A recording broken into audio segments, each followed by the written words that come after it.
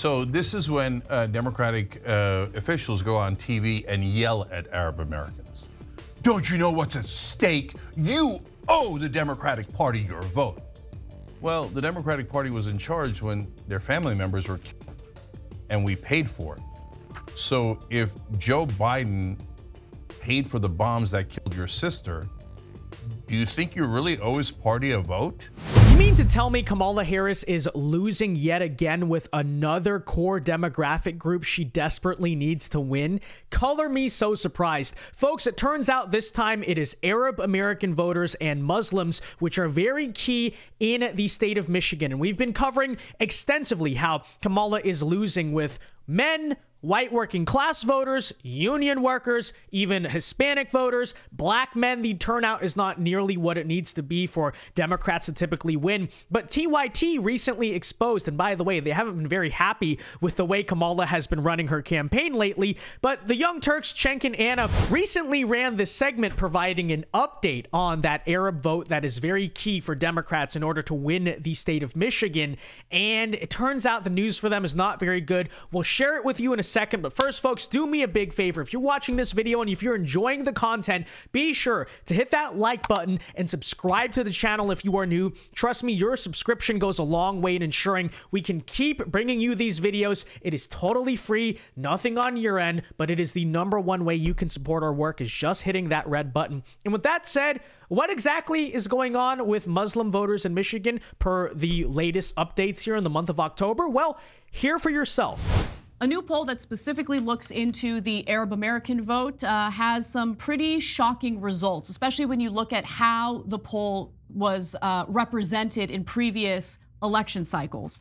So apparently, according to this poll that was done by the Arab American Institute, they found that Trump actually leads Kamala Harris by 1 point. Let's take a look at the graphic.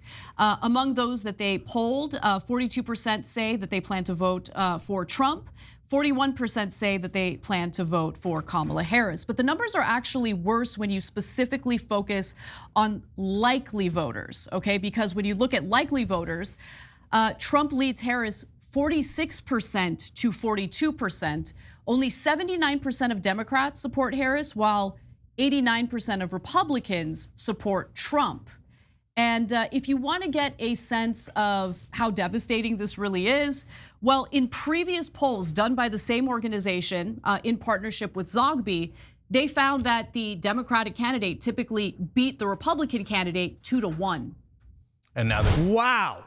I mean, wow, that is a big shift, okay? It's not just a matter of, oh, Trump is doing 5 to 10 points better with those Arab voters than he did the last time or something. This poll shows him outright beating Kamala with the Arab population, which in places like, again, Dearborn, Michigan, right? That is a big area that generally reliably carries the state of Michigan for Democrats. This is not, you know, slightly doing worse than past trends. This is a total electoral collapse with Arab and Muslim voters. Now, you can probably infer the reason for it. A lot of it has to do with Palestine, and they don't like the way Biden has handled Gaza and all that, which is largely circumstantial, I think, in a lot of ways, but still a just really bad trend line for Democrats that's just not going to help them politically. You've seen those protests in the streets. You've seen a lot of the hype of these voters turning against Biden, turning against Kamala now, but in the polls, look how much that is showing up, okay?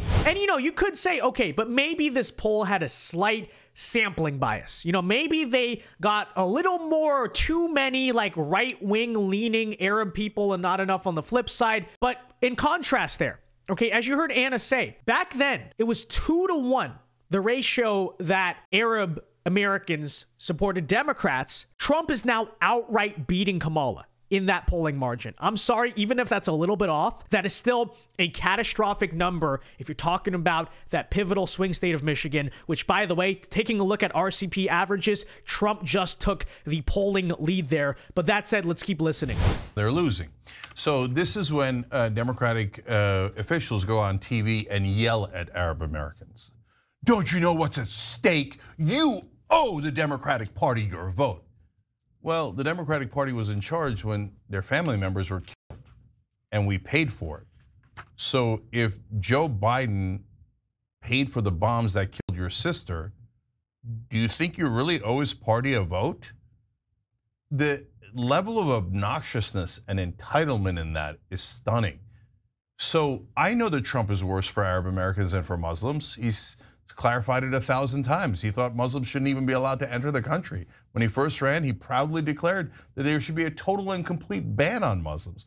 No one's unaware of that. We know he's funded by Sheldon and Miriam Adelson throughout his career, and we know that he's going to serve them. I know all that. Nevertheless, I am never going to criticize an Arab American, especially if their family members are killed by the Biden administration's funding, for not voting for Biden and Harris.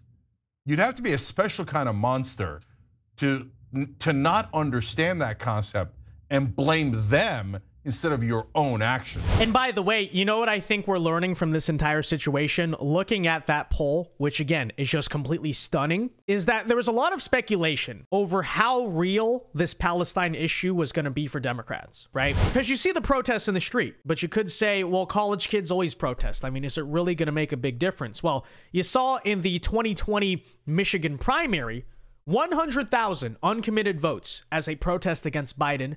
So that was one thing that happened. You could say there's a different candidate now, but that poll is terrible, right? That poll is something indicating, oh, forget like, okay, slightly losing margins. They're going to lose the state of Michigan with those numbers. Okay, that is almost a virtual guarantee when you combine it with everything else going on. And yeah, I think we can safely say, no, it's very real. Right? This Palestine issue, especially in the Rust Belt, genuinely is tearing the Democrat Party apart. And, you know, I'm all here for it. I'm all here to watch them argue with each other for sure. So look, the results of this poll, definitely unusual. Since we began, and this is a statement from their organization, Arab American Institute, since we first began polling Arab Americans 30 years ago, the community has consistently favored the Democratic Party, with the margin of that support holding steady at nearly 2-to-1 for the past decade and a half. Now, what's going on? Well, it has to do with the Biden administration. The Biden administration's handling of the crisis in Gaza, however, has eroded that support, resulting in Arab Americans now evenly divided between the two parties. So 38% for each. And by the way, this is also impacting who Arab Americans want in Congress. And so according to the poll, Arab Americans would rather see Congress controlled by Republicans rather than Democrats. And by a slight margin of 46% to 43%, voters in the community say they would prefer to see the Republicans control the next Congress. Now, and that could be big as well, right? Because there are key races in Michigan, talking about House races, whatever. But I also think about the Senate race, right? Mike Rogers against Alyssa Slotkin. By the way, if you live in Michigan, make sure don't just vote for Trump, vote for your Senate candidate, Mike Rogers. But, you know, when this race started, he seemed like he had no shot. And now he's drawing pretty close. Like, he's still an underdog, but like if he won on election night, it would not be the most shocking result you ever saw. It'd be a little surprising, but wouldn't be like, wow, like he's really done a great job of closing that gap.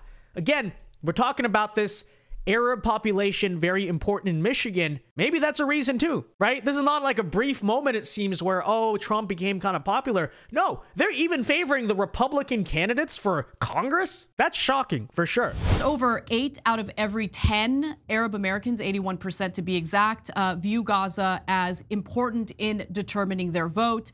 But it's not the top issue, which is really interesting. 26% rated the crisis in Gaza as their most important issue, but that comes in second overall behind jobs and the economy. Yeah.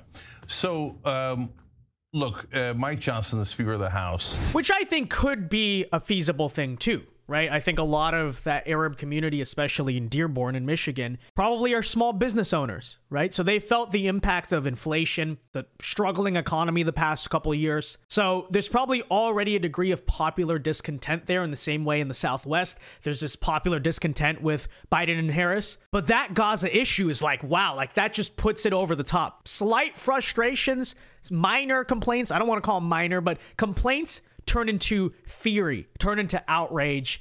And yeah, again, just more bad electoral news piling up for Kamala Harris. TYT doesn't sound happy with it, but they also sound pretty defeated. If you listen to some of their segments lately, they went from, in September, Cenk specifically went from being super confident that Kamala was going to win to all of a sudden, we're panicking, Donald Trump's going to win. But you can see the reasons why, you know. I guess I kind of understand why his opinion is changing, because he is kind of, I guess, accepting the inevitable. I don't know. But with that said, ladies and gentlemen, let me know your thoughts on all of this in the comment section down below. Do you think this will materialize? First of all, do you think Arab voters will either just not show up to vote, which will hurt Democrats, or who knows, according to this, maybe even show up to vote for Trump in decent enough margins? I don't know. I'm sure Jill Stein, Cornel West, by the way, they might make a little bit of an impact as well. I'm not sure which ones are on the ballot in Michigan. I think Jill Stein is, but West isn't, to my memory. But I'm not sure. Someone can confirm that. Who knows? Maybe that protest vote against Kamala might also take off 1% or so that she might need in the end. Who knows? But yeah, be sure to let me know. Leave a like on this video. Subscribe to the channel if you are new. And until next time, God bless and peace.